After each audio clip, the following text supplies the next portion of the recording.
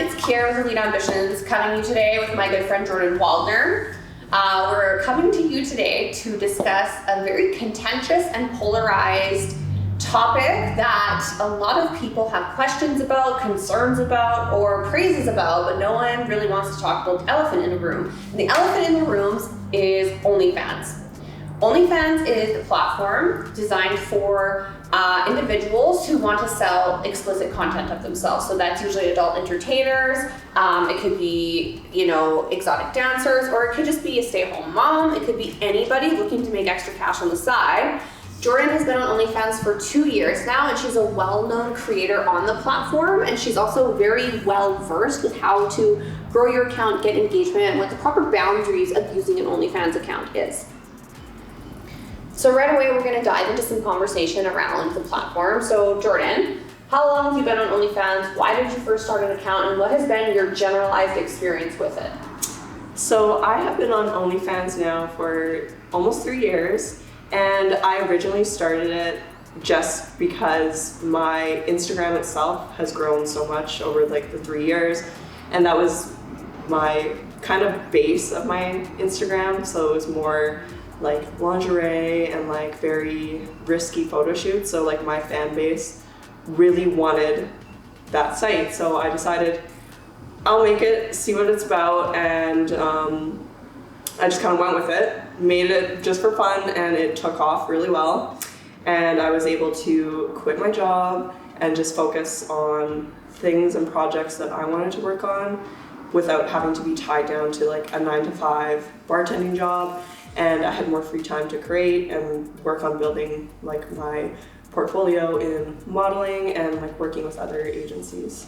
I have a really good question surrounding that whole thing about content creation for people with OnlyFans, because I would say that there's different tiers of content creators, because you have the girls and guys who do the super explicit stuff, which is very X-rated, full on PO corn, right? Yeah. So there's that, and then you go right down to the entry-level stuff where people are just doing implied nudity, where you can't actually even see anything. It's just something that wouldn't be allowed on Instagram or any made-up platform. So where do you fall on that tier of content creation? Where do I fall personally? Yeah. I fall probably on the lower end of more implied and very light exclusive content. Yeah.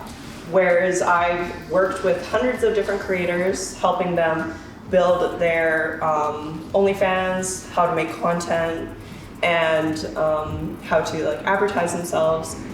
And I've seen all the spectrum from the very bare minimum to the most extreme, and they all do well. So to have a really good OnlyFans and make good money, it's solely based on you yourself as the creator, not the content you make.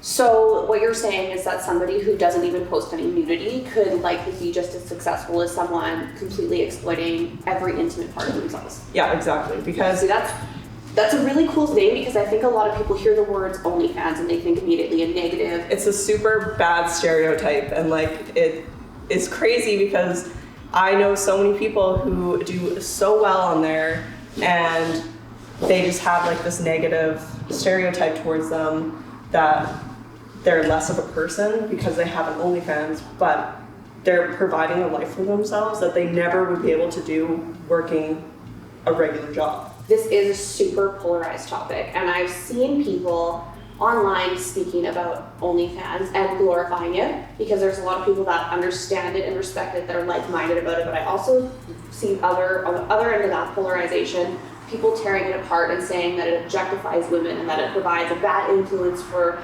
kids and teenagers, and that it's changing the sex and entertainment industry. What would you say to that? And I shouldn't say objectification of just women, because I do understand that men also do OnlyFans, but very few. Anything you do, it's just who you are as a person.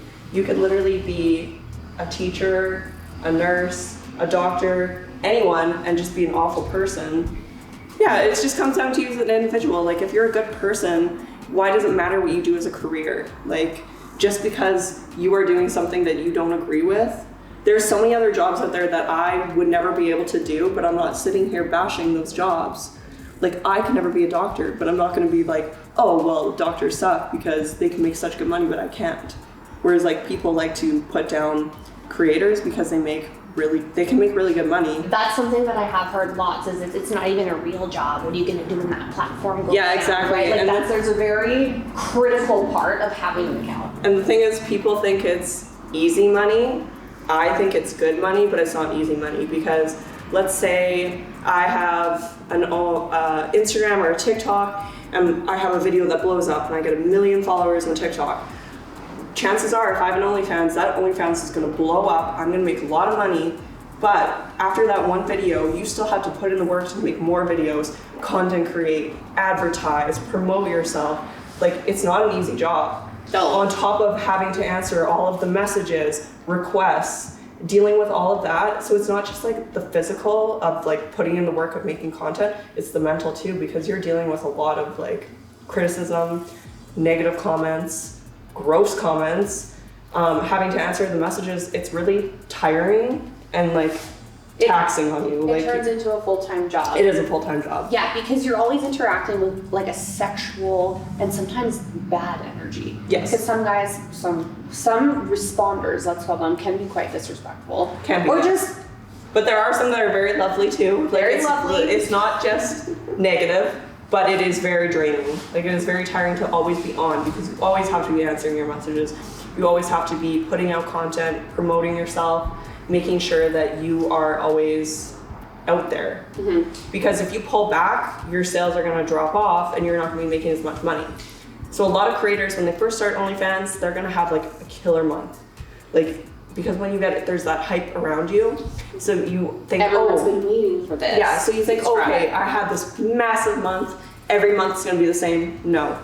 All those people that were there for the hype, they're gonna drop off. So you're gonna need to recycle and get new people on and stuff like that. And especially if you don't want to cross your boundaries. And I think this is very important to talk about, because you should have set boundaries when you have an OnlyFans. And like, because if you cross those boundaries, you're gonna be crossing yourself, and that's gonna cause so much mental damage to yourself that like, And you won't be. so by boundaries, you say like when you're going to start an account, like for example, what you will and will not do. what you will and will not do, and then stay true to your values and why you yeah. started that account. So that's like me, myself. So like, I have my boundaries on the content I will make, and I know that there's only a certain amount of money I can make with this content.